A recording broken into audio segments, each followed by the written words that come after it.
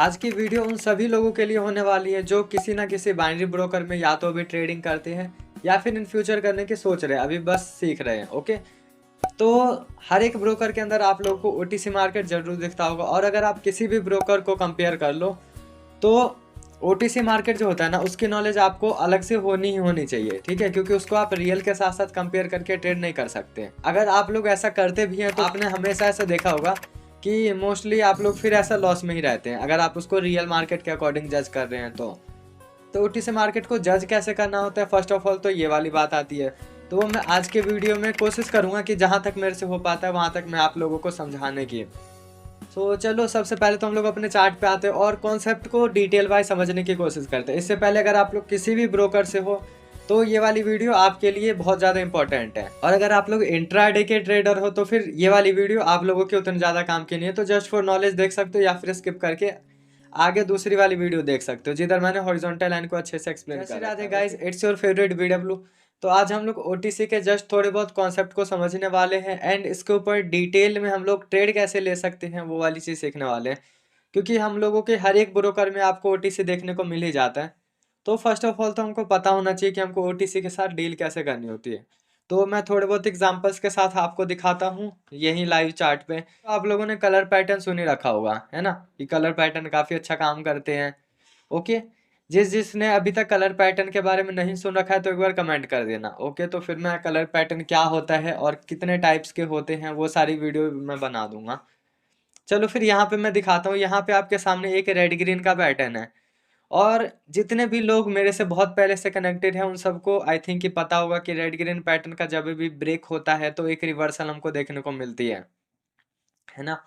यहाँ पे देखो आपकी ग्रीन कैंडल आई, रेड ग्रीन रेड, यहाँ पे आपकी कैंडल ने दिया ब्रेक, एंड उसके बाद यहाँ पे अगेन एक कैंडल, अगेन एक कैंडल, एंड अगेन एक कैंडल, है ना। यहाँ पे आपकी रिवर्सल आने का कोई चांस ही नहीं हुआ।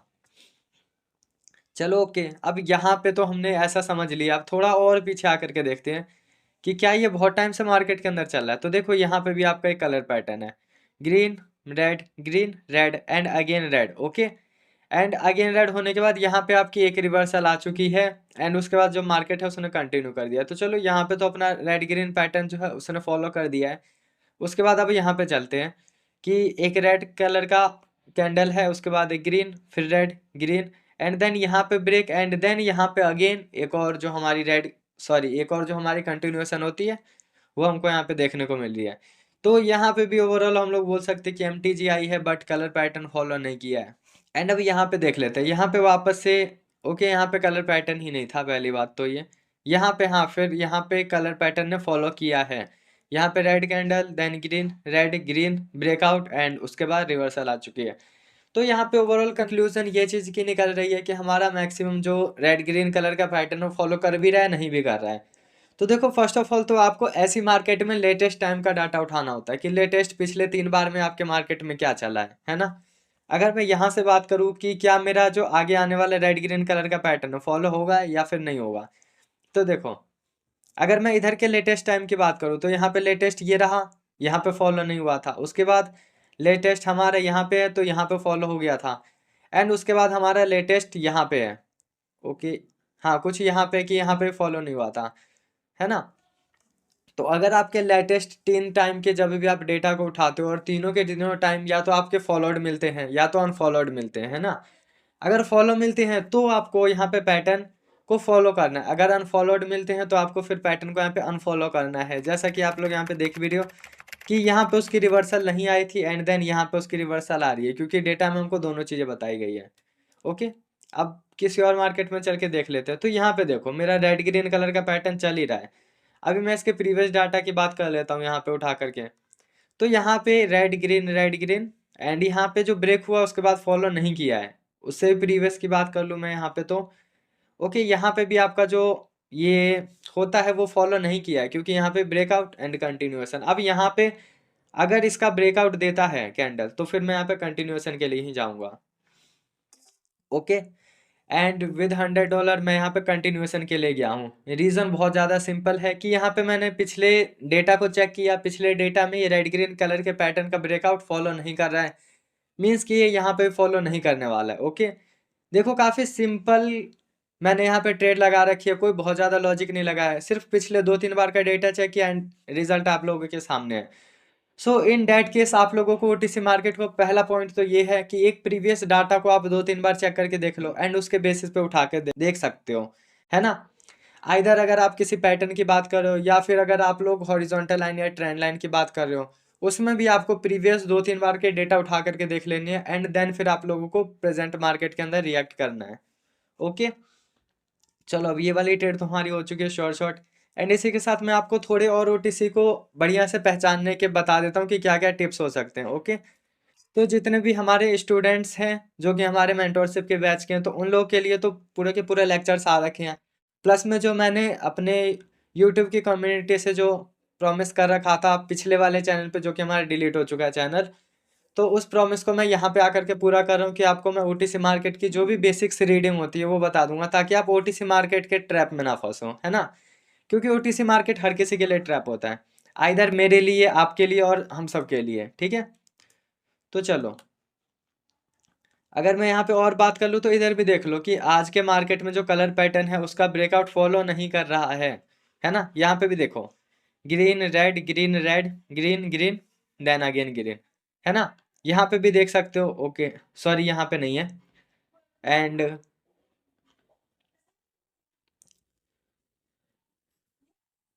चलो ओके, तो यहाँ पे इसने फॉलो कर रखा है ना इसका ब्रेकआउट, एंड देन यहाँ पे रिवर्सल आ चुकी है। फिर यहाँ पे देखोगे तो यहाँ पे उसकी रिवर्सल नहीं आई है। तो आपको कभी भी ना ऐसे वाले मार्केट के अंदर ट्रेड नहीं करनी है जहाँ पे 2 टाइम फॉलो कर रहा हूँ, 1 टाइम फॉलो नहीं कर रहा हूँ। या तो प्रॉपर तीनों टाइम फॉलो करना चाहिए, तो फिर आपको फॉलो करवाना है। अगर तीनों टाइम फॉलो नहीं किया है तो फिर आपको फॉलो नहीं करवाना है ना। फिर उसके अपोजिट जाकर के ट्रेड लेनी है। चलो अब हॉरिजॉन्टल लाइंस के बारे में थोड़ी सी बात कर लेता हूँ मैं, कि आपको ओटीसी के अंदर horizontal line and trend line को कैसे फर्स्ट ऑफ ऑल तो ये चीज चेक करो कि आपने जो मार्केट आज खोल के रख रखा है, क्या वो हॉरिजॉन्टल लाइन या फिर ट्रेंड लाइन को फॉलो कर रही है अपने लेटेस्ट टाइम पे। तो सिंपल है कि मैं पहले इसका ये वाला रिजेक्शन पॉइंट उठाता हूँ एंड यहाँ पे चेक करो। ओके, सो मैं यहाँ पे लगा करके ही दिखा देता हूँ ताकि आप लोगों को कोई भी प्रॉब्लम ना हो। एंड देखो, जितने भी हमारे बैच के स्टूडेंट्स हैं वो ये वाली वीडियो कंपलसरी है कि वो लोग तो देखें ही देखें, क्योंकि हो सकता है कि जो नॉलेज आपको उधर ना मिल रखी हो वो नॉलेज आपको इधर भी मिल जाए।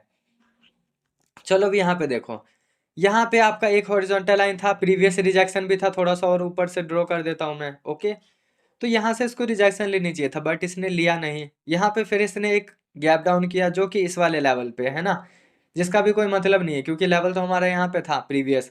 मीन्स कि ये थोड़ा बहुत जो अपना हॉरिजॉन्टल लाइन है उसको फॉलो नहीं कर रहा। उसके बाद यहाँ पे देख लो कि जो उसने ब्रेकआउट दे रखा है, 1 ब्रेकआउट, 2 ब्रेकआउट, 3 ब्रेकआउट, और फिर यहाँ पे इसने अनफॉलो कर दिया एंड देन यहाँ पे चीज़ फॉलो करवा रहा है। मतलब सिंपल सा कंक्लूजन यहाँ पे ये निकालता है कि कोई भी आपका जो लेटेस्ट हॉरिजॉन्टल है वो फॉलो नहीं करने वाला मार्केट के अंदर, है ना।